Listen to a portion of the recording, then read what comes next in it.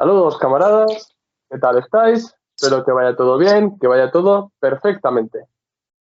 Seguimos con las entrevistas y esta vez una entrevista que muchos de vosotros me habéis pedido a raíz de la traición que ha cometido el gobierno español para con el pueblo saharaui, ya que, como bien sabéis, el gobierno español ha cambiado su postura histórica respecto a la cuestión del Sáhara y mucha gente me pedisteis que hiciera un vídeo, hice un vídeo respecto al tema, analizando un poco, ¿no?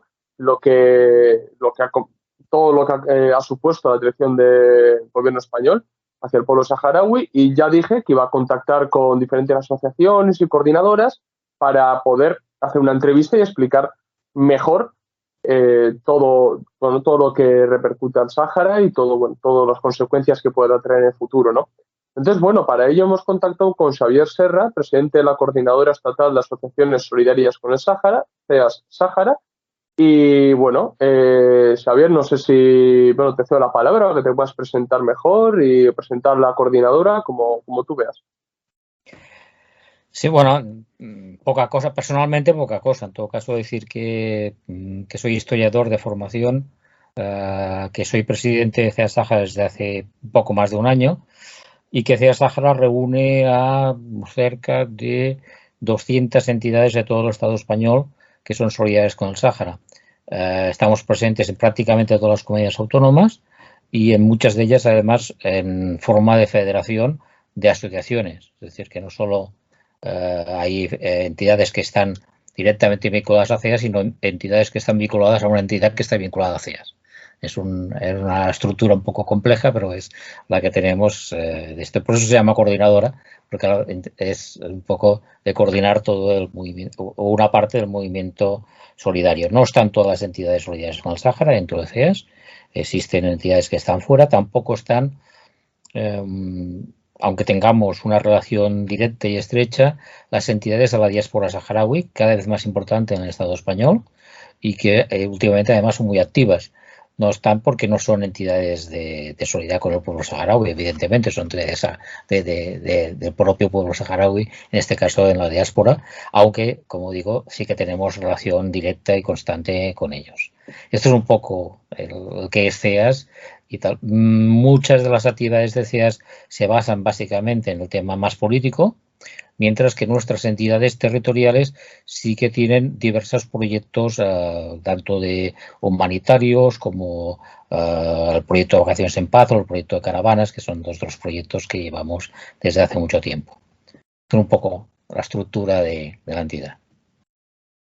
Y bueno, yo quiero recordar a la gente que en el blog de entrevistas tenéis la entrevista escrita que hicimos a la coordinadora. Entonces, bueno, si alguno quiere saber más, porque en esa entrevista indagamos bastante, ¿no?, acerca de qué es CEAS.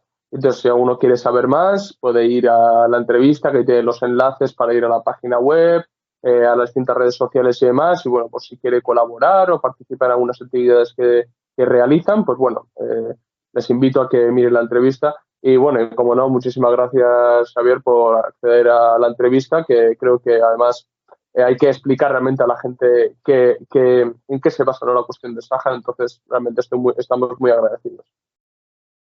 A vosotros siempre. Pues bueno, vamos a empezar un poco con la entrevista o las preguntas. Yo siempre he defendido que para entender una cosa que se está dando ahora, ¿no?, ya puede ser el tema de Ucrania o el tema ahora del Sáhara y demás, siempre hay que ir a la historia, ¿no? Porque sin ver los precedentes históricos difícilmente se puede entender lo que se da hoy, ¿no? Entonces, bueno, vamos a empezar un poco con un repaso histórico. Las preguntas van a ir dirigidas a la historia de la cuestión del Sáhara. Y bueno, la primera pregunta va a ser general y para que la gente sepa un poco acerca de cómo se crea la República Árabe Saharaui Democrática. Y entonces, bueno, ¿por qué se proclamó la República del Sáhara Occidental? Preguntarle a un historiador de estos temas tiene un peligro, que es que me extienda demasiado. Yo aviso, en todo caso me cortáis o me llamáis al orden siempre sobre el tema de horario que controláis vosotros, ¿no? Intentaré no hacerlo, pero a un historiador es difícil a veces estas cosas. No, para entender un poco por qué se proclama la República hay que ver un poco los antecedentes, por lo menos los inmediatos. Hay que decir que en el año 74-75, los últimos años del franquismo en el Estado español, era el momento en el cual España tenía que, por mandato de las Naciones Unidas, realizar un referéndum de determinación del territorio del Sáhara, que en aquel momento era la provincia número 53 del Estado español, aunque internacionalmente estaba considerada no como una parte del Estado español, sino como una colonia al uso de las muchas que había en aquel momento en África. Esto se da dentro del proceso de descolonización de toda África, y las Naciones Unidas tiene con el Sáhara el mismo trato que cualquier otro territorio africano, de que es un territorio que, como es colonizado, obligatoriamente tiene que ir a un proceso de autodeterminación para establecer su futuro. En ese momento se hace una petición por parte de Marruecos y Mauritania al Tribunal de La Haya sobre qué vínculos había del pueblo saharaui con Marruecos. El resultado no les gustó nada, porque dijo que apenas había vínculos y que históricamente había algunas tribus que habían rendido pleitesía al sultán marroquí, pero que esto no significaba que hubiese ninguna relación de sumisión entre la población saharaui y Marruecos, y que su conclusión es que el territorio del Sáhara no era marroquí y que era un territorio que se debía autodeterminar. En este momento hay presiones. Esto todavía hay que trabajarlo un poco a nivel histórico, pero parece que está cada vez más claro, presiones básicamente americanas, por las cuales España cambia la posición oficial que tenía delante de las Naciones Unidas y de tapadillo hace acuerdos con Marruecos y Mauritania. Hay que recordar que también se produce el hecho de la Marcha Verde como elemento de presión, miles de marroquíes que bajan hasta el Sáhara, con el dilema de que se defiende el territorio y no se deja entrar a esta población con el peligro de que haya muertos, heridos, etcétera, o se hace otro tipo de cosa. En todo este contexto, el Estado español claudica y hace los acuerdos tripartitos de Madrid, por los cuales cede el Sáhara a Marruecos y Mauritania. Estos acuerdos no han estado validados por nadie, es decir, nadie los reconoce como válidos, pero el que sí pasó es que mientras el ejército español salía por una puerta de los cuarteles del Sáhara, por la otra entraba el ejército marroquí. Esto es lo que se produjo, y en estas circunstancias el Frente Polisario, pero no solo el Frente Polisario, sino dos instituciones más que son importantes recordar, porque decís, el Frente Polisario, no, es que es todo el pueblo saharaui que funda la RAS, porque previamente a la fundación de la RAS hay dos instituciones históricas que se comprometen en lo mismo, que es la YEMA. La YEMA era una institución tradicional saharaui que fue utilizada por el franquismo como una especie de representación del territorio, y por otro lado el PUNS, que era el Partido de Unidad Nacional Saharaui, que fue fundado básicamente por los colonialistas españoles para tener un partido en el territorio afín. Tanto unos como otros dieron su voto y se disolvieron, y de hecho dieron paso a que el Frente Polisario proclamara la República Árabe Saharaui Democrática. Esto se produjo en el año 76, si no recuerdo mal ahora, y muy poco después de que en noviembre fue la invasión del territorio. Pero es una respuesta a esta situación, es decir, una vez invade el territorio, los saharauis lo que hacen es proclamar la República para poder tener un instrumento con el cual combatir esa invasión que tenían en su territorio. Sí, aquí sí, la verdad que ha sido una explicación bastante concisa y bueno, aquí como no, cuando hablamos del Sáhara, ¿no? Siempre hablamos del Frente Polisario, tú ya has dado los antecedentes y bueno, es verdad que en el 76, como has dicho, ¿no? Proclaman la República Árabe Saharaui Democrática, pero bueno, más allá de eso también, ¿qué papel ha jugado el Frente Polisario en toda esta situación del Sáhara Occidental? Bueno, el Frente Polisario es un frente de liberación al uso, es decir, si vemos un poco la historia de África y todo el pasado colonial y la descolonización que se produjo en diversos países, en muchos casos encontraremos una formación política de tipo frentista, en la cual diversas formaciones políticas o diversas identidades políticas o ideologías políticas se unen con un solo fin, que es la liberación de su territorio. Esto no significa que coincidan ideológicamente más allá que en este hecho de la necesidad de liberación del territorio. Y el Frente Polisario responde a este criterio y a este cliché que, se repite un poco, se da en Marruecos, pero se da también en Argelia, Marruecos menos, en Argelia, se da en Mozambique, por ejemplo, en Angola, en muchísimos territorios de África.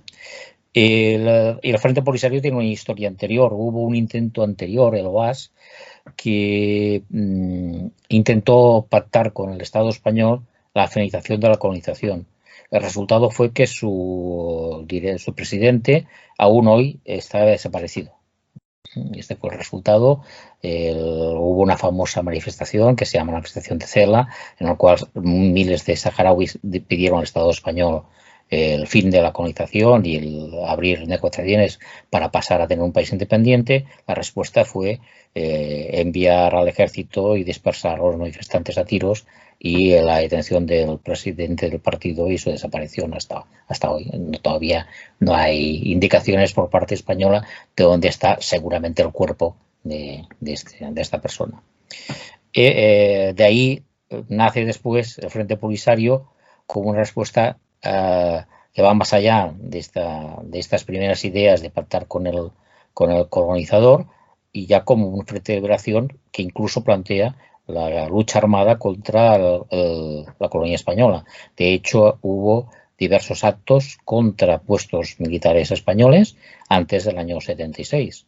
El Frente Polisario atacó diversos puestos militares, hubo presos militares españoles que fueron presos, etcétera, etcétera. Un poco, no es muy diferente de las historias que podemos ver en otros sitios de África. Lo que pasa que en el caso del Sáhara se produjo muy cerca del año 76 y esto varió completamente la situación, porque de pasar a ser un frente que luchaba contra, en este caso, la metrópoli colonizadora, pasó a ser un frente que tuvo que organizar un ejército de guerrillas para oponerse a una invasión de un tercer país.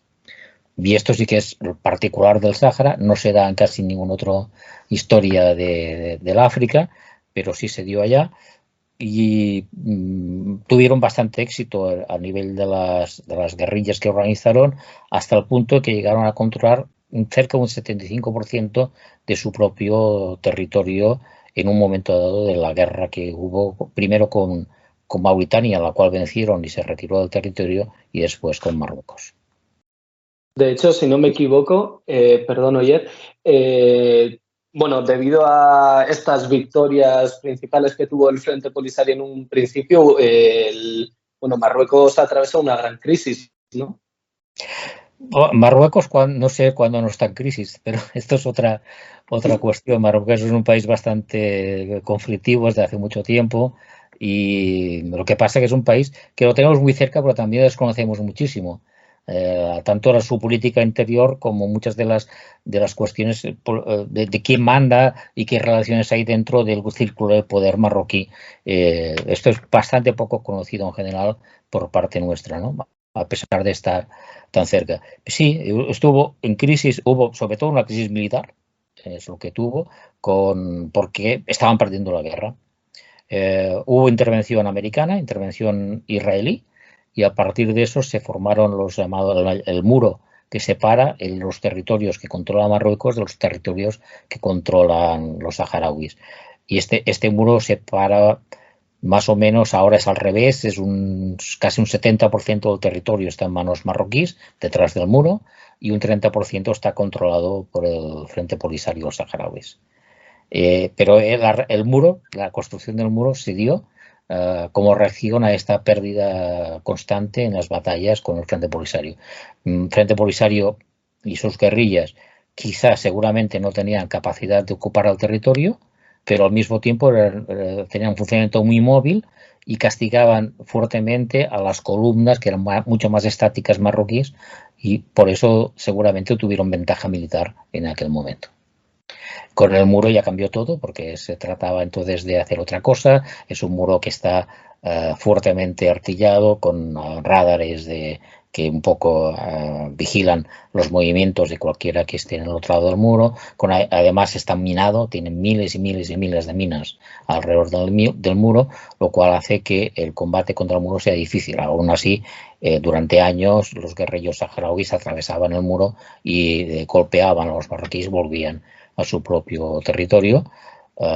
Pero claro, la situación no era la misma que antes de su construcción.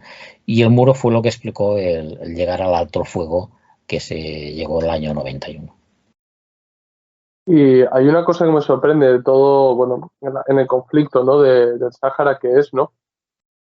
Llevar a cabo la guerra de guerrillas en el desierto, ¿no? Porque pocos ejemplos habrá en la historia de eso, ¿no? Igual tal vez Afganistán, no lo sé, pero ¿cómo era esa lucha de guerra de guerrillas en el desierto que llevó a cabo el Frente Polisario? Bueno, es que de forma general se ha de entender que uno cuando lucha en su casa tiene dos ventajas. Una, que sabe por qué lucha, y la segunda, porque además conoce muy bien el territorio, el clima, las características de lo que hace, etcétera. Entonces, lo que hacían los guerrilleros saharauis es utilizar estas dos cosas, ¿no? Por un lado, el hecho de que sabían que o defendían su territorio o no tenían territorio. Y la segunda, este hecho de que mientras el soldado marroquí, en su mayoría era un soldado que venía de zonas urbanas, que no conocía el desierto, que no lo había visto nunca y que por lo tanto no se movía un poco utilizando las ventajas y desventajas del terreno. El soldado saharaui evidentemente es su casa, entonces lo conocía perfectamente, ¿no? Y utilizaban todo tipo de estratagemas relacionadas tanto con el clima como con el territorio, y por eso, aparte de que utilizaron una guerra de guerrillas muy móvil, como he dicho antes, no había unidades grandes saharauis sobre el territorio, sino unidades pequeñas, pero que se movían constantemente.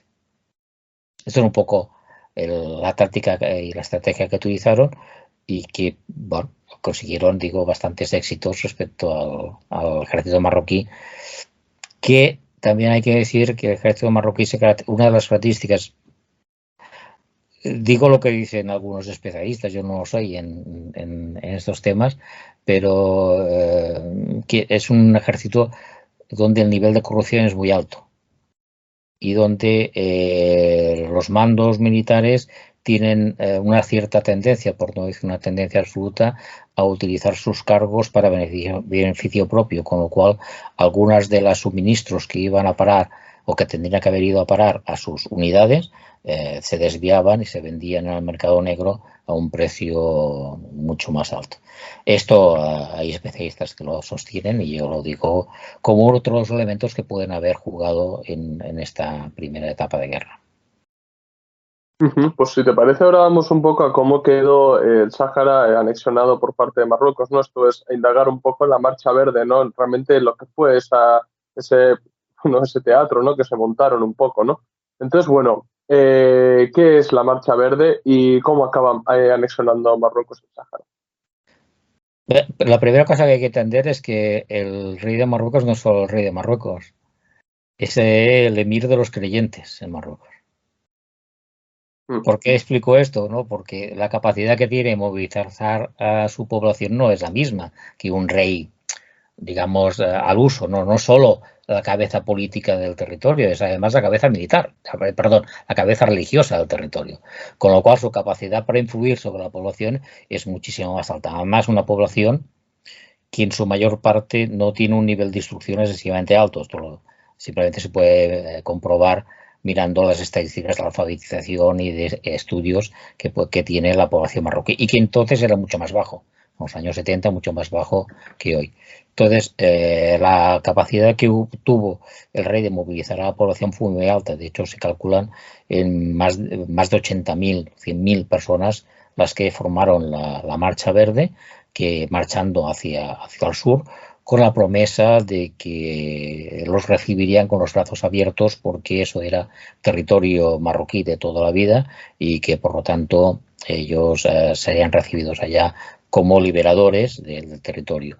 De hecho, lo que hizo la Marcha Verde básicamente fue encubrir el movimiento del ejército marroquí, que se entremezcló con la marcha, que la superó sobre todo entrando por una zona que se llama Mabés, está, digamos, lo más alejado de la costa, más hacia el interior. Por allá entraron básicamente el ejército marroquí en territorio saharaui para hacer una ocupación militar típica, es decir, la Marcha Verde, de hecho, entró en el territorio y volvió a marchar en su mayor parte, y en cambio fue el ejército el que entró definitivamente en territorio saharaui. Esto fue un poco el proceso de ocupación marroquí. Claro, pero por ejemplo, no eso, pones en Google Marcha Verde en Marruecos y lo único que te aparece es gente con banderas marroquíes entrando al Sáhara, ¿no? Pacíficamente. ¿Esto fue así o bueno? Sí, pero es que el mismo momento que entraba la Marcha Verde por un sitio, el ejército entraba por otro. Y esto es, claro, a ver, todo es que la Marcha Verde tuvieran armas, no tenían armas. Es verdad que estaban desarmados, es verdad que iban con banderas, es verdad que iban un poco bajo esta creencia de que iban a liberar un territorio que era suyo, que además tenían el mandato del príncipe de los creyentes, suyo propio particular, que les indicaba que tenían que hacer eso, no solo su rey, y eso es verdad, pero al mismo tiempo el ejército marroquí entraba en el territorio. De hecho, históricamente, eso lo tendría que comprobar, pero dudo que no fuera primero la entrada del ejército marroquí por la zona desértica antes que incluso la llegada de la Marcha Verde al territorio saharaui, que fue pactada con el ejército español y que simplemente entraron unos pocos metros, un espacio muy reducido, y que después volvieron a salir. Y lo de la Marcha Verde tuvo algo que ver, ¿no?, con los acuerdos tripartitos que hicieron con España y Mauritania.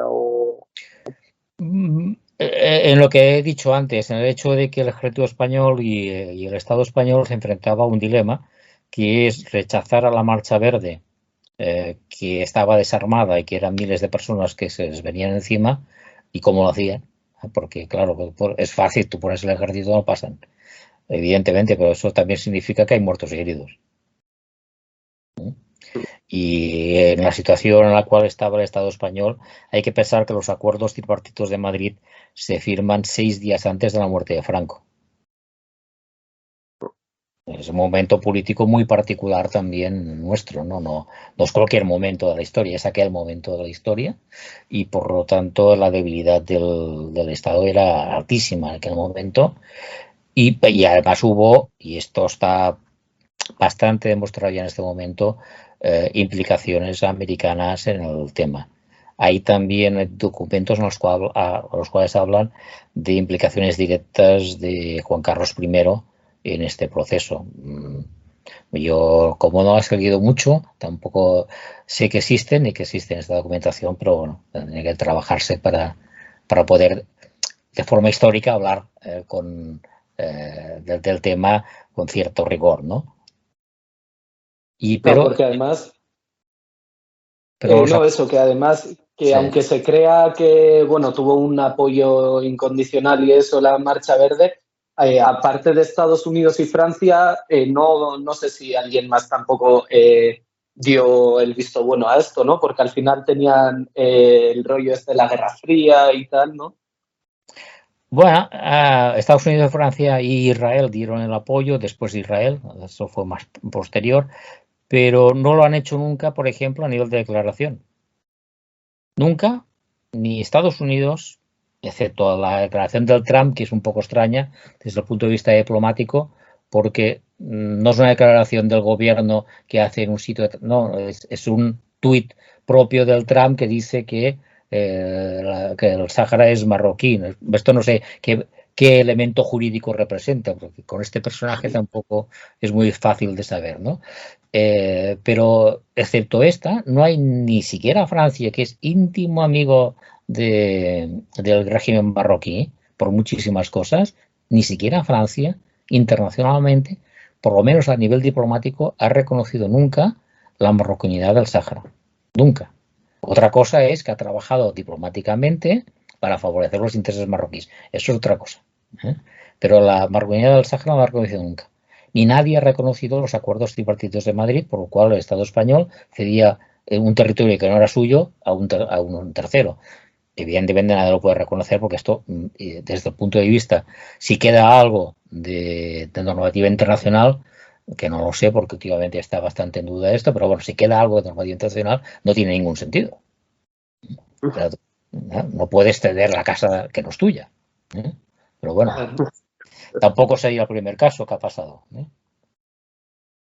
Sí, y un poco también para explicar a la gente, bueno, la situación no ya solo actual, sino históricamente que ha tenido el Sáhara, ¿qué responsabilidad tiene aquí España? Es decir, la gente piensa que España, bueno, fue una colonia de España y ya no lo es, pero si no es Marruecos, tampoco es España. ¿En qué situación está ahora mismo y qué desarrollo histórico ha tenido esta? Tiene dos responsabilidades que se mantienen a lo largo de la historia porque ninguna de las dos ha cambiado. Por un lado, tiene una responsabilidad como potencia administradora. Esto es simplemente es una situación jurídica. Como las Naciones Unidas no reconocen ninguna documentación que ha hecho España de cesión del territorio, aún para las Naciones Unidas, quien es la potencia administradora del territorio es el último país colonizador, que es España. Lo que no puede ser es Marruecos, por mucho que lo ocupe, porque no tiene ningún título internacional para ocupar el territorio. Por lo tanto, continúa siendo España la potencia administradora del territorio. Y así está considerada a nivel internacional, por mucho que a veces aquí haya gente que lo niegue, cosa que no se entiende, porque hay un principio en política internacional muy claro, que es que tú no puedes abandonar tus responsabilidades históricas, en este caso con potencia administradora, de mutuo propio, o sea, por ti mismo.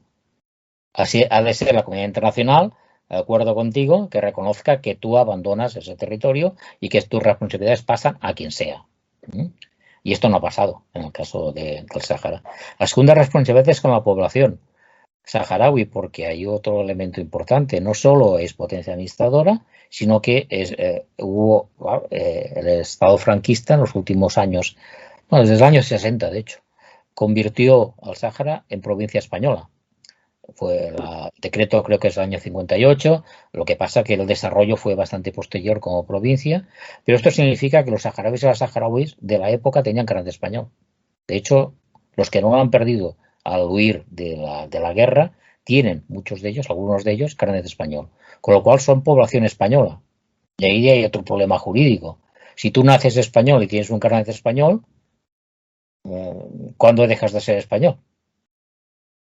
Y si los saharauis son españoles, ¿qué responsabilidad tiene el gobierno de España respecto a sus propios ciudadanos? Esto, bueno, lo dejo aquí, es otro campo jurídico interesante. De hecho, los gobiernos de España han intentado por todos los medios no reconocer la españolidad de los saharauis, y a personas que han venido aquí, los saharauis que han venido aquí, se les da normalmente no la nacionalidad española, hay algunos que lo tienen, pero pocos, sino el carnet o la situación jurídica de apátrida, de personas sin patria, cosa que es bastante curioso. Pero bueno, ahí hay otro elemento. Y dentro de este, por ejemplo, al inicio de la invasión marroquí del territorio del Sáhara, hubo una serie de bombardeos con napalm de la aviación marroquí contra población civil saharaui que huía. Básicamente eran mujeres, ancianos y niños. Y hubo bastantes muertos. En ese momento España ni siquiera había firmado los acuerdos de Madrid ni se había retirado del territorio.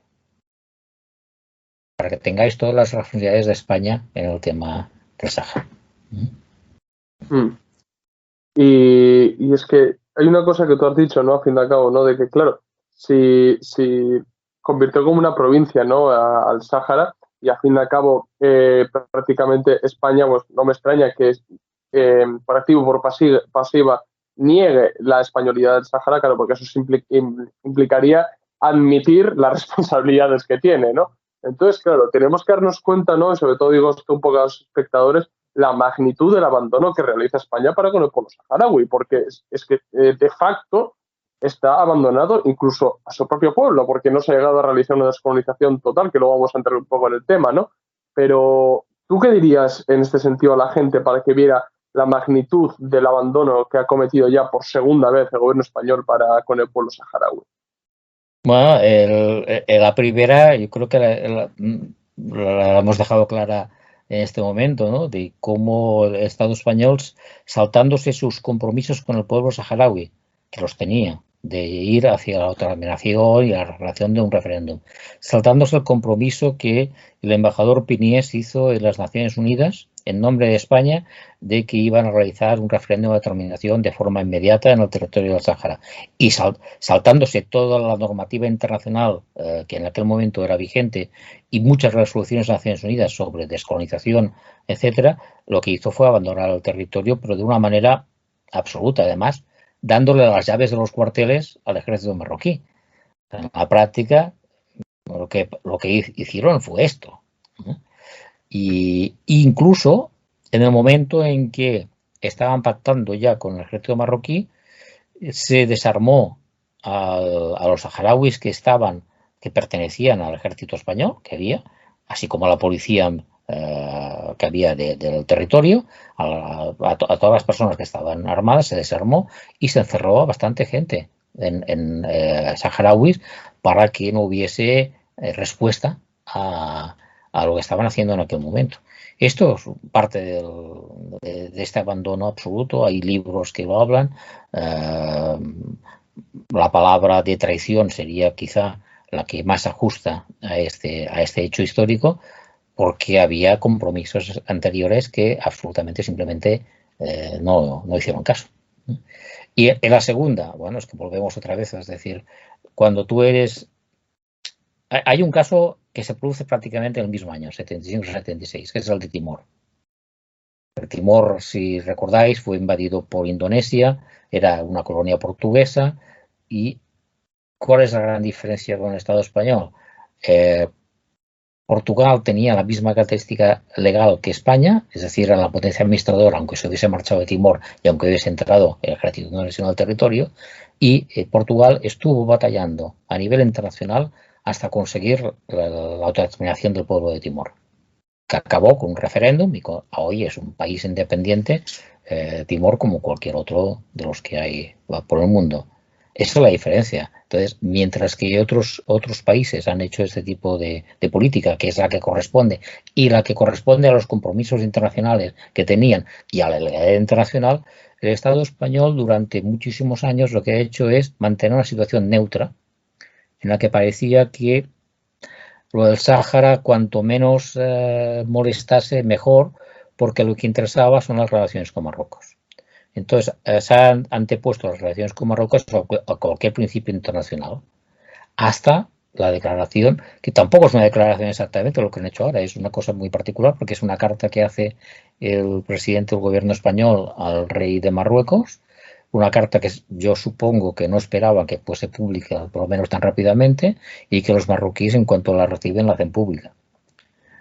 Y en la cual, en esta carta, es donde se fija esta nueva posición española, diciendo que la propuesta marroquí de autonomía para el Sáhara es la mejor solución al conflicto. Propuesta que, bueno, en todo caso puede ser una solución si los saharauis quieren, es decir, no de ninguna otra manera.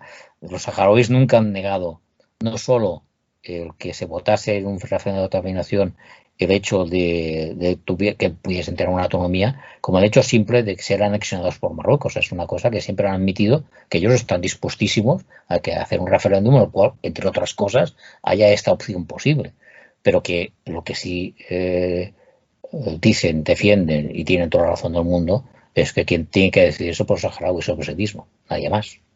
Y que por lo tanto, si la mayoría del pueblo saharaui quiere ser marroquí, bueno, pues adelante.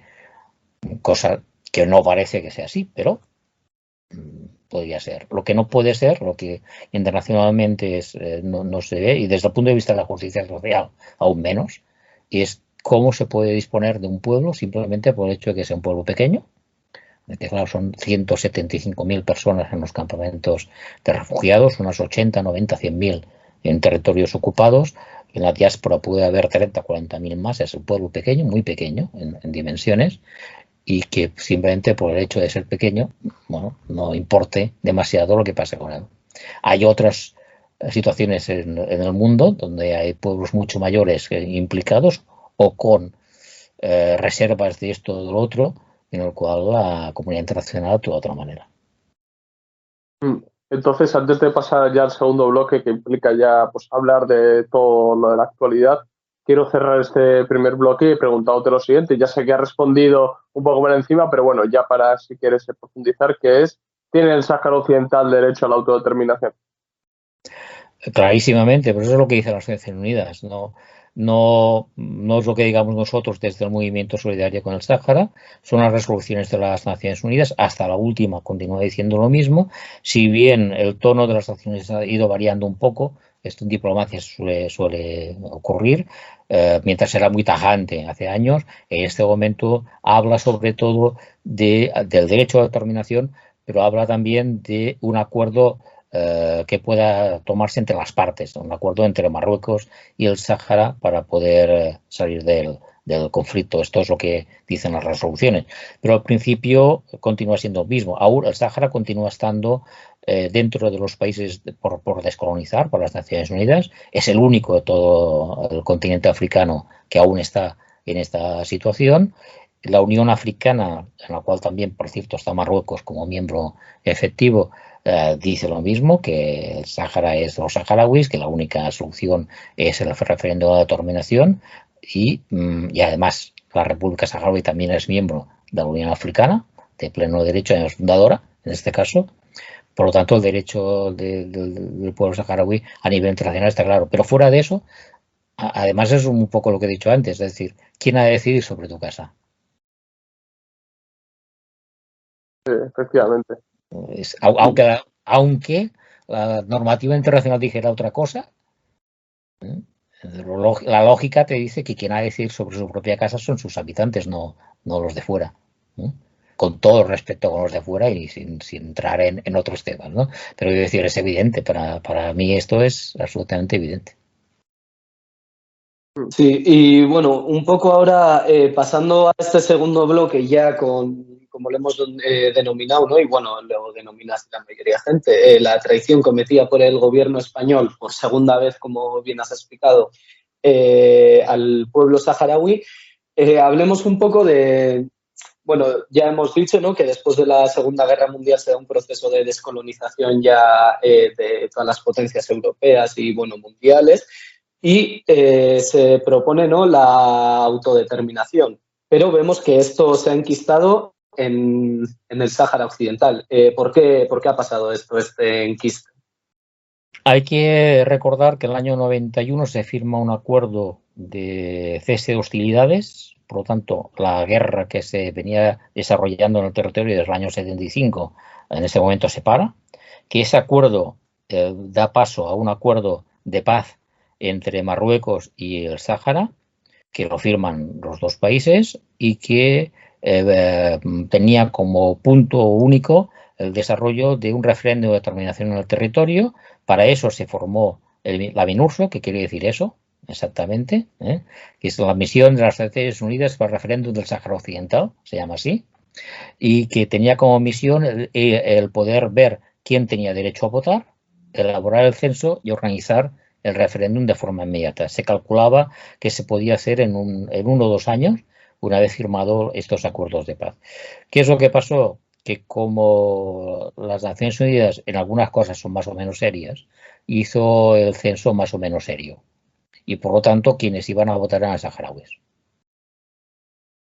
Automáticamente, Marruecos, que intentaba colocar a centenares, miles y miles de personas marroquíes para que pudiesen votar y asegurar que el resultado del referéndum fuese favorable a sus intereses, vio que por esta vía, haciendo un referéndum tal como propiciaba las Naciones Unidas, iba a perder el territorio del Sáhara. Y por lo tanto empezó a poner obstáculos a su realización. Nunca ha aceptado el censo que realizaron las Naciones Unidas, pero que existe y que está ahí. Está el censo completamente hecho, que es escogerlo y utilizarlo prácticamente, actualizándolo con los hijos de las personas que están en el propio censo, ¿no? Y sacar del censo a las personas que desgraciadamente hayan podido fallecer durante ese tiempo, pero ese censo existe. Pero Marruecos no lo quiso implementar de ninguna manera y la comunidad internacional en estos casos tiene dos remedios. En muchos casos lo que hace es enviar al ejército, ejércitos de quien sea. Ha pasado en más de una ocasión, las Naciones Unidas hacen un bloque de países, envían a los ejércitos y obligan, en este caso a quien sea, a cumplir con estas obligaciones internacionales. Esto no digo que sea lo mejor, pero digo que es lo que ha pasado en algunos sitios, ¿no? Y la segunda opción es la que ha hecho, que es negociar. Pero negociar sin ninguna acción de fuerza respecto a Marruecos. Claro, ¿qué es lo que pasa? Que Marruecos está presente en el territorio, que las riquezas del territorio están explotadas por los marroquíes, con la vergüenza de que la Unión Europea participa de la misma y nosotros estamos participando de la misma. Por ejemplo, el 80% del pulpo que se come en España es saharaui. Está robado a los saharauis. Se pesca básicamente en territorio saharaui, se canaliza a través de Marruecos para que parezca que sea marroquí y se distribuye aquí por empresas españolas. Si buscáis por internet encontraréis estudios al respecto que lo demuestran así. Pero por el ejemplo, pero también están los fosfatos que hay sobre el territorio y otras riquezas de esto, incluso la riqueza turística. Se ha puesto de moda, por ejemplo, el surf en Daghla y hay bastantes surfistas que van a Daghla porque hay unas olas magníficas, etcétera, ¿no? Bueno, esto es... ¿Y qué es lo que pasa? Que mientras los saharauis han ido esperando a que las Naciones Unidas implementase el plan que se había acordado o obligase a Marruecos a trabajar en otro plan que fuera viable y que acabase con el tema del conflicto, los marroquíes han estado aprovechándose del territorio, imponiendo sus leyes sobre el territorio, desarrollando el territorio con sus instituciones, etcétera, etcétera, etcétera, y aprovechándose económicamente. Esto es lo que pasa. Y claro, cuando esto ocurre casi 50 años después de la invasión, estamos hablando de muchísimo tiempo. Estamos hablando de muchísimo tiempo. Has mencionado antes, bueno, el muro, ahora que has de mencionar un poco de qué es lo que ha hecho Marruecos mientras que ha quedado todo, digamos, en stand-by, ¿no? Mientras que Marruecos nos ha mirado para otro lado, aprovechando, bueno, para otro lado, mejor dicho, se ha estado aprovechando y la comunidad internacional mirando para otro lado, ¿no? Entonces quiero preguntarte concretamente, ¿cómo ha sido el trato del gobierno marroquí con el pueblo saharaui? Hay para no explicar lo que opino yo, porque a veces dices, no, es que esta persona, como es del movimiento pro-saharaui, pues dice lo que tiene que decir para defender sus creencias o su ideología o lo que sea, ¿no?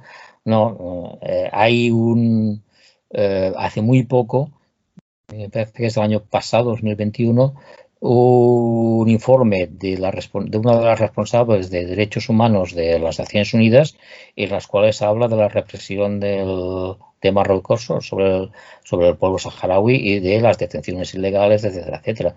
Es decir, es conocido internacionalmente el hecho de que no se admite ninguna disensión en el territorio del Sahara.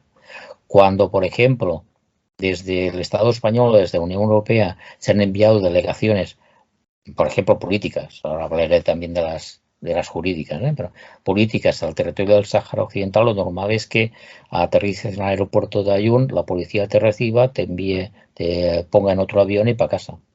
No permiten o no han permitido casi nunca el hecho de que haya observación internacional sobre el territorio, de que personas vinculadas a parlamentos españoles, de comunidades autónomas o Parlamento Europeo o Parlamento de otros países puedan tener una visión directa de lo que está pasando allá y poderse entrevistar libremente con la población saharaui y la población de colonos marroquíes que hay allá. Cuando se envían delegaciones jurídicas tienen todo tipo de problemáticas para poder asistir a los juicios que puedan haber sobre las personas saharauis. Les cambian los días de juicio, las horas, etcétera, el sitio incluso, Claro, esto cuando tú vives allá, pues coges el autobús y vas de un sitio a otro, ¿no? Pero cuando tú vienes desde Europa de esto y te cambian el día, claro, no tienes todo el tiempo del mundo para ir persiguiendo y esperando que se haga el juicio que tú quieres estar de observador, con lo cual complica mucho la observación jurídica en estos casos. Hay casos destacadísimos como, por ejemplo, el de Sultana Jaya, que podéis mirar también por los medios, que lleva más de un año en su casa levantando la bandera saharaui cada día y cada día está retenida en su casa, no la dejan salir demasiado, alguna vez sí, pero la mayor parte de días está retenida, no la dejan salir de su casa, no dejan entrar a nadie en su casa, han entrado varias veces en la misma, han roto muebles, han destrozado cosas, la mantienen con muchas veces con problemas de todo tipo de alimentación, de electricidad, etcétera, etcétera. Bueno, y están ahí desde hace más de un año. Es un caso bastante conocido.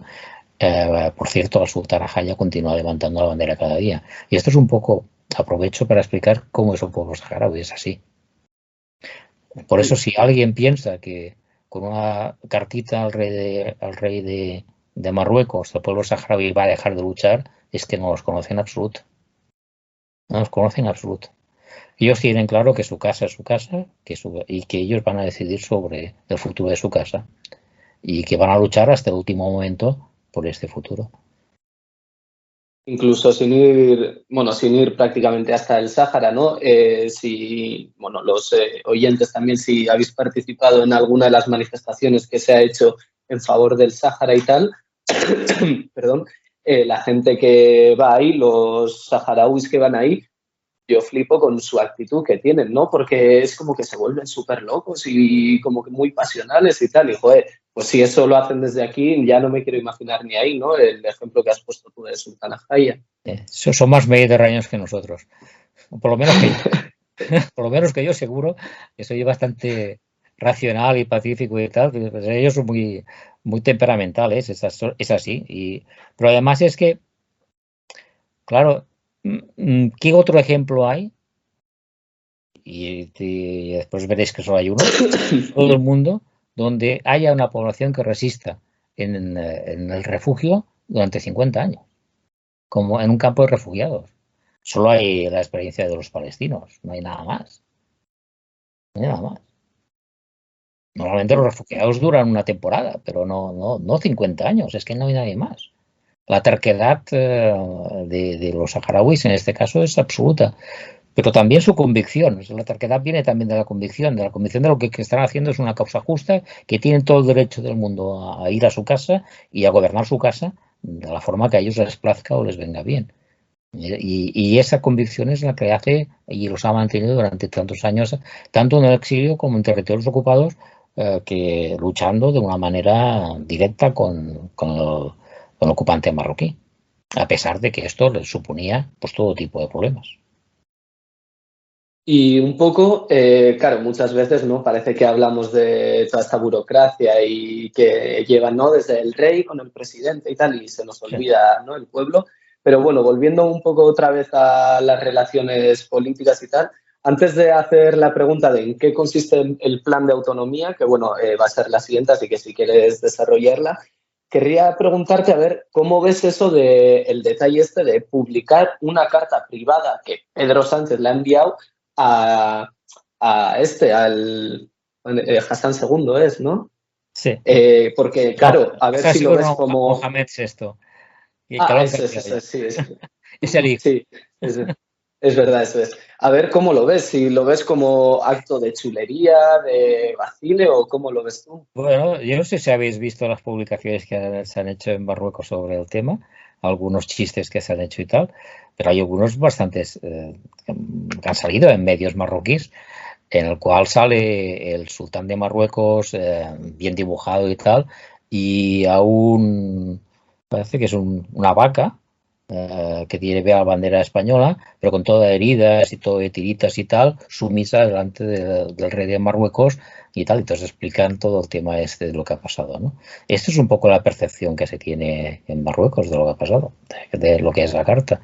Y sobre las formas de actuar de Marruecos, bueno, un régimen que es capaz de enviar a centenares de personas a invadir Ceuta o Melilla simplemente por el hecho de presionar a otro país por sus intereses, pues su forma habitual de funcionar es el chantaje. Cada vez que el Estado español hace alguna cosa que no le place, tenemos una invasión. Invasión fue lo de Ceuta, pero normalmente no es esto, pero sí una aportación de personas, de inmigrantes que van hacia territorio español. Eso quiere decir que la policía marroquí, la gendarmería marroquí los deja pasar. En el caso que fue más escandaloso, incluso no los dejaba pasar, es que los acompañaba directamente hasta la frontera, ¿no? O tenemos, por ejemplo, dejar de vigilar los tráficos de drogas que tienen continuidad entre Marruecos y España, o la actividad de núcleos terroristas que tienen su origen en Marruecos, pero que están distribuidos en la mayor parte de Europa y en otros sitios en España. De hecho, los pocos atentados que ha habido en España han sido cometidos por personas que eran de origen marroquí. Y con esto no quiere decir que los marroquíes sean terroristas, simplemente que tiene este origen, porque una gran parte de los musulmanes que viven en España son de origen marroquí, simplemente esto. Entonces, naturalmente, si alguien hace un atentado en nombre del Islam, con esta creencia curiosa del terrorismo islámico y tal, normalmente es de la población mayoritaria que tenemos nosotros aquí, no por otra cosa, ¿no? Entonces, es lo que utilizan constantemente. Tú no Claro, además, no dices que el Sáhara es mío, pues ahora te voy a enviar no sé cuántos hacia Ceuta o hacia Melilla. Tú no haces no sé qué que no me gusta. Por ejemplo, el tema del gas. Como Argelia me cortó el gas, o me envías tu gas por aquí, o si no, dejo de vigilar a los terroristas. Bueno, es la forma habitual de funcionar. El problema con los chantajistas, sean estatales o sean particulares, es lo mismo, que nunca paran. y además que en el mismo plan de autonomía que, bueno, ahora vas a explicar, ¿no? Es como que estamos pasándole una confianza, ¿no? Estamos basándonos en la confianza con Marruecos y mira a la primera de cambio, ¿no? Que, digamos, Pedro Sánchez le está haciendo un favor a Marruecos y él dice, vale, me estás haciendo un favor, pero es lo que tienes que hacer y saco la carta porque puedo y porque quiero, ¿no? Y ahora habla un poco también sobre el plan de autonomía de Marruecos, a ver en qué consiste y si es aceptable o no. No, primero, la cuestión es que yo no te voy a decirlo yo si es aceptable o no, lo tienen que decir los saharauis. Yo no tengo nada que decir sobre esto porque son ellos los que deben decidir. Pero más que hablar del plan de autonomía, te voy a hablar de desconfianza. ¿Cuántas autonomías, qué autonomía existe en Marruecos en este momento en algún sitio, en algún territorio marroquí? ¿Cuál es la respuesta, por ejemplo, que se ha dado en el caso del Rif, la zona norte de Marruecos, donde hubo un levantamiento popular muy importante hace un par o tres de años y donde la reacción no ha sido el escuchar a la gente, el poner en marcha un plan de autonomía para la zona del Rif, entendiendo que es una región con un territorio diferente, que además la mayor parte de la población es de origen bereber y que además hablan, en muchos casos, el tamazigh, no hablan árabe únicamente, y que además había sido la parte de la colonia española de los territorios de Marruecos, con lo cual había una relación con España muy de esto, muy cercana. Estamos hablando de Tánger, de Tetuán, de esta zona, que es donde hubo la revuelta. ¿Existe autonomía ya? Nada. Entonces, ¿qué es creíble la autonomía que puedan dar a un territorio como el Sáhara, cuando lo que han hecho hasta ahora es a cualquier persona cualquier saharaui que vivía en territorios ocupados, que se declaraba saharaui, que hacía ostentación de la bandera saharaui, lo que han hecho es la represión pura y dura. Entonces es muy poco creíble que esto pueda funcionar en absoluto en esto. Pero además, insisto, es que quien tiene que aceptarlo o no es el pueblo saharaui, no hay otra opción. Es que no entiendo por qué Pedro Sánchez ha de aceptar en nombre suyo una cosa que no le atañe. ¿Por qué? Que pregunte a los saharauis si quieren vivir en autonomía, que es lo que tenía que haber hecho el Estado español en el año 75. A mí lo que me hace gracia de todo esto es, ¿no? Porque veíamos al ministro exterior de España, que ahora mismo no me viene el nombre del ministro, pero decía que era, bueno, la propuesta más seria y más decente, ¿no? Es lo que decía eh, este ministro. Y luego han salido a la luz porque ahora mismo con las redes sociales y demás, la hemeroteca suele traicionar a mucha gente, ¿no? Y se veía como que en 2007, si no me equivoco, 2006, 2007, ellos mismos, ¿vale? Veían el plan de autonomía de Marruecos como algo que no era serio, o sea, que no se iba a cumplir, que era simplemente una cortina de humo, y ahora vemos no, es que es la más aceptable. Entonces, a lo que voy es, ¿por qué ha decidido posicionarse la actual administración española con Marruecos cambiando, ¿no? Todo ese tema de neutralidad que ha mantenido durante años, ¿no? ¿Para qué? O sea, ¿para qué? Y, bueno, sí, pero contéstelo, otra pregunta. Hay más contradicciones aún, ¿eh? El programa electoral vigente del PSOE, es decir, que se presentó en las últimas elecciones, hablaban de la autodeterminación del Sáhara. Estamos hablando del programa electoral vigente, no de cosas de hace tiempo, ¿eh? ¿Por qué?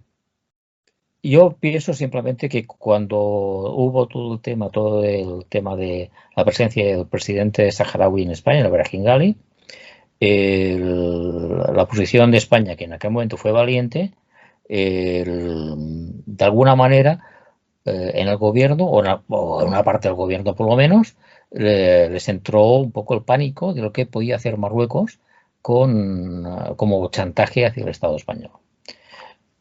Claro, tú lo miras un poco y dices, pues Marruecos, ¿cómo puede chantajear a España, miembro de la Unión Europea? Cuando en todo caso, si alguien dependiente no es España de Marruecos, no es la Unión Europea de Marruecos. En todo caso, es mucho más dependiente Marruecos de la Unión Europea que no al revés. Pero bueno, pero esto es un elemento que se ha ido formando con el tiempo, que nos hemos ido acostumbrado a estos chantajes que se van produciendo cada X tiempo, cada vez que el rey de Marruecos o el gobierno marroquí no le gusta alguna acción del Estado español, y aquí en vez de responder en la primera vez con suficientemente contundencia para que no pasase la segunda, lo que se ha hecho es ir contemporizando, y esta es la última de las contemporizaciones. Se prefiere el acuerdo con Marruecos y que con tener contento y que no nos toque demasiado las narices, que no lo que es la justicia internacional y las resoluciones internacionales. Pero es que en este conflicto no hay un actor, hay varios. Esto es lo que no se ha calculado bien, porque hay un segundo actor que es Argelia. Argelia ha roto relaciones con Marruecos, tiene las fronteras cerradas, no le deja pasar aviones por su espacio aéreo, le ha cortado el gas a Marruecos y lo envía a España directamente, que antes pasaba por el territorio marroquí. Ha cambiado la constitución argelina en un punto importante, que es el establecer que el ejército argelino puede actuar en causas y conflictos exteriores al territorio argelino. Esto la Constitución argelina lo prohibía hasta ahora y se ha cambiado en este sentido. Argelia está en confrontación directísima con Marruecos. Pensar que el hecho de que tener contacto a Marruecos significa también tener contacto a Argelia no tiene sentido. Es decir, Argelia ya ha dicho que la actitud de España tendrá consecuencias. Efectivamente, yo lo que no entiendo, y es lo que hablaba yo en el anterior vídeo que analizaba, es que tú analizas objetivamente tanto las contradicciones que acabamos de mencionar y demás, y es que yo sigo sin entender el porqué de aceptar semejantes, porque es claudicar ante los chantajes, ¿no? Porque me hacía gracia el mismo ministro que he mencionado, uno decía, no, es que ahora Marruecos se va a comprometer, ¿no?, a controlar el flujo migratorio y demás, pero si lo realizaban ellos, lo facilitaban ellos. Eso es lo que la gente nos tiene que quedárselo claro. Otras cosas, o sea, Marruecos aún, yo no he visto, igual me equivoque, pero no he visto todavía que haya reconocido la frontera de Ceuta y Melilla como tal. O sea, ahí está la aspiración histórica de Marruecos a que algún día sean Marruecos. O sea, a Ceuta y Melilla me refiero. Claro. Y aún así seguimos claudicando. Y además con lo que acabas de mencionar, con lo de Argelia, o sea, sabemos todo lo que está pasando con Ucrania y demás, tal, y le metes una puñalada trapera, a uno de los que se está comprometiendo contigo a darte gas. Es una cosa que no me entra. No sé si puedes arrojar algo de luz al asunto. No, es muy difícil. Seguramente, aquí hablo más como historiador, ¿eh? A ver, muchas de las cosas no lo sabes hasta bastante después. Es decir, cuando estás metido en un proceso histórico, el que sea, tú tienes algunas cuestiones, algunas noticias, pero no tienes una visión completa de todo lo que pasa.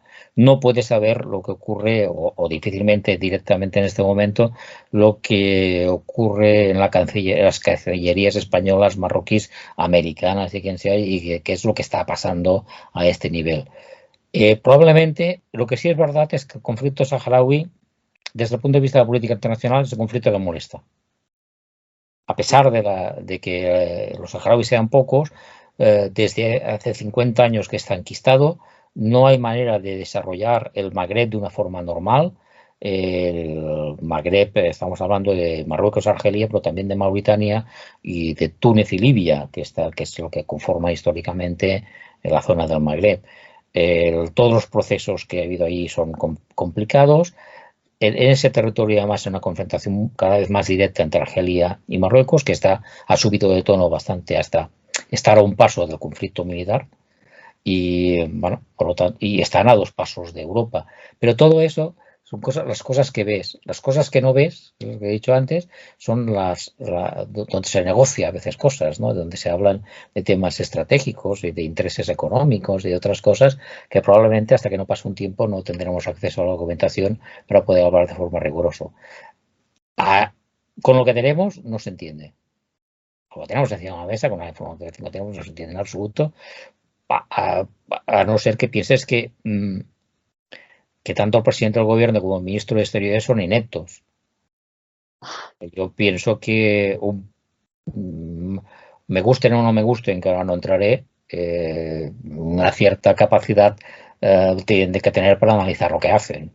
Y por lo tanto, cuando han tomado estas decisiones, porque han creído que les beneficiaba en lo que sea. Ahora no entro en qué, porque tampoco lo sé, pero les beneficiaba en lo que sea. De hecho, además, tampoco hay un acuerdo. Es decir, tampoco tenemos un documento que diga España se compromete a bla, bla, bla, bla, bla, lo que sea, y Marruecos se compromete a bla, bla, bla, bla, bla, lo que sea. Es decir, cuando se habla de que gracias a esta posición Marruecos renunciará a Ceuta y Melilla, como decías tú antes, es que esto no está escrito en ningún sitio. No hay un documento que diga eso. Marruecos no ha renunciado a nada.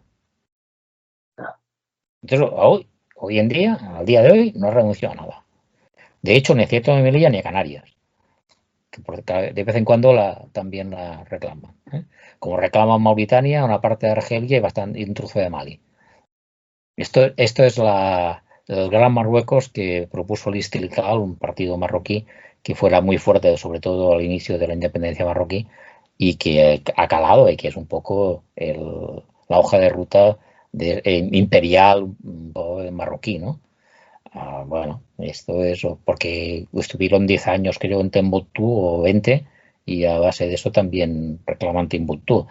De hecho, la posición de Listilcal era como si España reclamase Atenas, porque los almogávares estuvieron por allá unos años, a los Países Bajos, parte de Alemania, parte de Italia, Sicilia, que fue primero catalana y después española durante tiempo. Es así, ¿eh? Es decir, recoger todos aquellos sitios donde hemos estado históricamente en algún momento, y aquello conforma el gran territorio de esto. Bueno, no tiene ningún sentido en absoluto, ¿no? Y sobre todo es eso. Lo importante siempre son las poblaciones. Porque a quien hay que preguntar en todo caso, por mucha lógica que pueda tener que Ceuta y Melilla son parte de África, que es verdad, es a las poblaciones de Ceuta y Melilla. Lo mismo que cuando se habla de los saharauis, de su derecho a la organización de su propia tierra, esto ha de servir siempre. Es decir, si lo aplicas en un sitio, lo has de aplicar siempre en todos sitios. Y por lo tanto, son los ceutís y los melillenses quienes deben decidir qué quieren ser. Yo el otro día escuchaba a Aitor Esteban del PNV y estaba hablando y decía una cosa que yo la verdad que desconocía, que era que no recuerdo bien, creo que era ministra de Asuntos Exteriores o no sé quién era de estadounidense, que estuvo aquí en España, que se reunió con algún alto cargo y que de repente luego salió, ¿no?, esa carta, que bueno, eso va saliendo poco a poco, parece, ¿no? No sé si sabes algo sobre eso. Sí, parece ser que ha habido esta reunión, pero lo que no podemos saber en absoluto es el contenido de la misma. Es muy difícil de saber. Tampoco sabemos cuál es la posición de la administración americana sobre el tema del Sáhara. Es ambigua. Oficialmente no han hecho ningún movimiento para desmentir el tuit de Trump, pero al mismo tiempo oficialmente las Naciones Unidas han defendido las resoluciones de las Naciones Unidas hechas hasta ahora. Bueno, una posición de estas ambiguas que tampoco sabes muy bien de qué va. Además, a veces tú puedes mantener una posición oficial ambigua y por detrás negociar cualquier otra cosa para defender tus intereses. Lo que parece que está claro es que se quiere acabar con el conflicto del Sáhara. Esto que en principio no debería ser una mala noticia, porque ya era hora. Lo que pasa que, claro, si se acaba sacrificando al pueblo saharaui, esto no solo es un mal negocio, sino que además es un incumplimiento absoluto de los derechos y las normas internacionales, y son miles de personas a las cuales sacrificas. Son personas que tienen nombre, que tienen apellidos, que tienen hijos, que tienen padres, que son personas que viven y que son como nosotros y que a los cuales desprecias. ¿Por qué? Porque son pocos o porque estratégicamente interesa más el acabar con el conflicto del Sáhara que no imponer la realización de un referéndum y que sus derechos sean respetados. Bueno, la política internacional es así, tampoco os voy a explicar nada nuevo, y supongo que en vuestro programa habéis trabajado más de una vez con conflictos arriba y abajo, los cuales lo que es la ética, los principios, los derechos humanos, los derechos de los pueblos, etcétera, etcétera, tienen una importancia cero o casi cero para muchos de los que deciden. Y antes de entrar a la última pregunta, yo tengo una duda que es, hubo el alto al fuego del 91, ¿no? Y luego, el año pasado, si no me equivoco, ¿no?, el Frente Polisario hizo un escrito avisando de que si esto seguía así, ¿no?, que cesaría el alto al fuego y retomaría las armas. ¿Cómo está eso? ¿Ha vuelto a las armas? ¿Sigue el alto al fuego? Sí, se ha roto el alto fuego. Los saharauis advirtieron a las Naciones Unidas. Ocurría un elemento dentro. A ver, estaban soportando una situación de stand-by, de no ir a ningún sitio durante muchos años.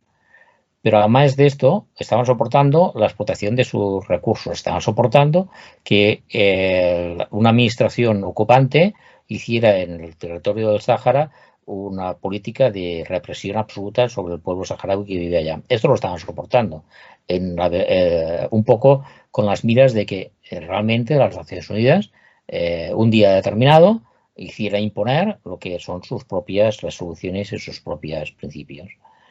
Y esto, pero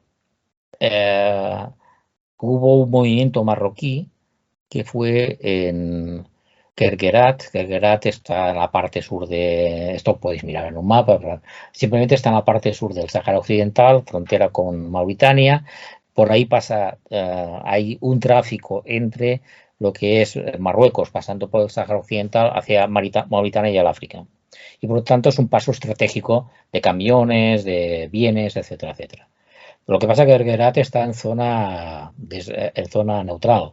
Zona neutral es una zona donde ni marroquíes ni saharauis pueden entrar alrededor de la separación entre las dos fuerzas según el acuerdo de alto fuego. Y en esa zona entraron los marroquíes y empezaron a construir una carretera y después las dependencias al lado de la carretera, etcétera. Los saharauis hicieron protestas a Naciones Unidas. Naciones Unidas no les dijo nada a los marroquíes. Población civil saharaui se organizó, fue a parar a Guerguerat, estuvo haciendo protestas y cerrando el paso a los camiones que venían de Marruecos, y hubo un intento, de hecho, una intervención militar marroquí para desalojar a la población saharaui. Y esto fue el elemento que hizo que la República Saharaui declarase roto el alto el fuego y declarase que se volvía al estado de guerra Marruecos, y llevan ya 2 años así en guerra con Marruecos. Es una guerra que se está haciendo a distancia, no han entrado en combates directos frente a frente, pero sí que hay bombardeos diarios desde la parte, básicamente desde la parte saharaui a la parte marroquí, pero también respuesta marroquí a la parte saharaui. Hubo drones, utilizando drones, los marroquíes de hecho hicieron una acción contra el jefe de la gendarmería marroquí, al cual mataron en una acción de un dron, o por ejemplo hubo varias acciones sobre civiles saharauis, incluso argelinos, que atravesaban cerca de la zona del Sáhara y que fueron bombardeados con un dron y hubo varios muertos. Bueno, hay una guerra activa, no es de alta intensidad, pero es una guerra activa, que cada día esto ya se cuentan ya unos cuantos muertos saharauis en combate, y supongo que, aunque no lo digan, también hay muertos marroquíes. Y pasando un poco ya a la última pregunta, claro, Iyer y yo hablando, hemos solido comentarlo siempre, ¿no? Que muchas veces, ¿no? Parece que hay un detonante, explota lo de, pues ahora el Sáhara, que parece que no existía hasta ahora y de repente, boom, está en boca de todos. Todo el mundo habla y de repente todo el mundo quiere cambiar algo, pero luego, claro, de repente nadie habla, se olvida y entonces ya como que Marruecos ha dado ese paso ya. Y a la siguiente, pues otra vez. Y entonces, claro, para hablar un poco de una solución, tú que estás ya puesto en el tema y tal, ¿qué solución ves factible? Tanto, bueno, claro, obviamente preguntar al pueblo saharaui, pero vamos, desde España, ¿cómo ves que podríamos llegar a una solución, digamos, un poco más pareja? España lo único que tiene que hacer es defender la legalidad internacional. Es que nada más, es que no tiene que hacer nada más. Pero, claro, porque cuando hablamos de legalidad internacional, estamos hablando de una serie de principios que vienen de la Segunda Guerra Mundial, que sirvieron para fundar las Naciones Unidas, que las Naciones Unidas se han ido aplicando a lo largo de estos años y que sirven en unos sitios y en otros no. Entonces, esto es el gran problema que tenemos. Entonces, estamos en una situación política general, y ahora no podré descubrir nada, seguramente habéis hablado también más veces que yo de estas cosas, ¿no? En el cual estos principios que regulaban un poco las relaciones entre los países se están rompiendo. Trump hizo muchísimo daño a todo este proceso, aplicando siempre el principio de unilateralidad. Era lo que él decía, era lo que se hacía. No iba a pactar con nadie, no actuaba dentro del marco de Naciones Unidas o de cualquier otro marco que había, sino que simplemente era lo que él y su gobierno en aquel momento querían en cada sitio. La rotura de la multilateralidad en las relaciones internacionales es gravísima. Vivimos en una tierra en la cual tenemos miles de armas nucleares.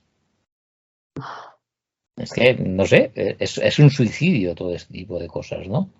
Pero bueno, estamos en esto. Entonces, dentro de ese marco, claro, hay conflictos más grandes y más pequeños. El Sáhara tiene la desgracia de ser los pequeños. Además, tiene la desgracia de haber sido colonia española y no colonia de un país de estos más grandes, más principales o que pueden hacer más presión internacional. Nosotros, nuestro papel internacional es mucho menor, es así, simplemente. No han sido colonia francesa, no han sido colonia inglesa y por lo tanto no tienen un padrino, un posible padrino a nivel internacional que tenga fuerza para poder imponer determinadas cosas. Pero la única solución es esa, es que, lo decíais antes, conociendo a los saharauis y las saharauis, es que les da igual. Es que es igual lo que Marruecos diga y lo que Estados Unidos haga, es que ellos van a luchar hasta el final. Y yo quería matizar estamos dispuestos a que todo un pueblo sea sacrificado por derechos, por intereses que tampoco, como decíamos antes, tampoco conocemos. Esto es el tipo de política que hemos de imponer a nivel internacional, es esto. Esta es la forma de tener. Yo quería matizar un poco la pregunta que ha hecho Julen, porque tal vez te ha preguntado en plano más estatal, ¿no? Más rollo político. Yo quiero concretarlo un poco más y ¿Qué crees que podemos aportar el polo trabajador español a todo esto? Bueno, como en todas las cosas, lo que se trata es de organizarse. Lo primero, de buscar información sobre el tema de forma rigurosa. Vivimos en una época en que el rigor está reñido con la mayor parte de informaciones que se dan no sobre este tema, sobre cualquier tema. Entonces, la primera es informarse, saber de qué se está hablando. Pero aparte de esto, y además en la cultura trabajadora tradicional, esto era un elemento muy importante. Hay que recordar que una de las primeras acciones que hicieron el movimiento obrero históricamente ha sido la creación de ateneos y la formación de trabajadores. Esto es lo primero de los primeros movimientos que se han hecho. Por lo tanto, el hecho de informarse, de tener una formación sobre estos temas siempre es importante.